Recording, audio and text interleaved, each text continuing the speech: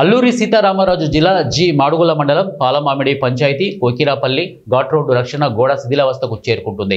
ఇక కోకిరాపల్లి ఘాట్ రోడ్డు ప్రధాన రహదారి కావడమే కాకుండా కొయ్యూరు, జీకే వీధి, చింతపల్లి మండలాల ప్రజలు పాడేరు జిల్లా కేంద్రానికి రావాలంటే ఇదే రహదారిపై ప్రయాణం చేయాల్సి ఉంటుందని సామాజిక సేవకుడు అర్జున్ రెడ్డి అన్నారు.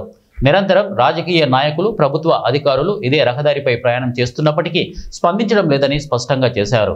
ఇక ఘాట్ రోడ్డు రక్షణ గోడ శిథిలావస్థకు చేరుకుంటున్నా ప్రభుత్వ అధికారులు, రాజకీయ నాయకులు మౌనం వహించడం చాలా బాధాకరమైన విషయమని అన్నారు.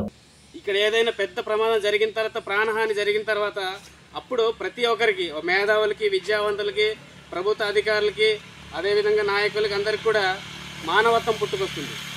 ఇంత జరుగుతున్నా కూడా నిరంతరం ఇక్కడి నుంచే ఈ మాటల నుంచి మండల కేంద్రంలో వెళ్ళేటటువంటి అధికారులు అందరూ ఇలాగే తిరుగుతారు. అయినప్పటికీ ఇది చూడండి ఎంత దారుణంగా ఉందో. ఎవరైనా చూడండి, ఈ వీడియో చూసైనా సరే అధికారుల్లో మార్పు రావాలి, రాజకీయ నాయకుల్లో మార్పు రావాలి. ఇంత దారుణంగా ఉంది. ఇక్కడ నుంచి భారీ వాహనాలు, బస్సులు, లారీలు, ఇది 2 వీలర్స్ అన్నీ కూడా ఇదే మార్గంలో తిరుగుతూ ఉంటాయి. కాబట్టి ఈ వీడియో చూసైనా సరే అధికారులు స్పందించి వెంటనే ఈ రక్షణ గోడ అనేది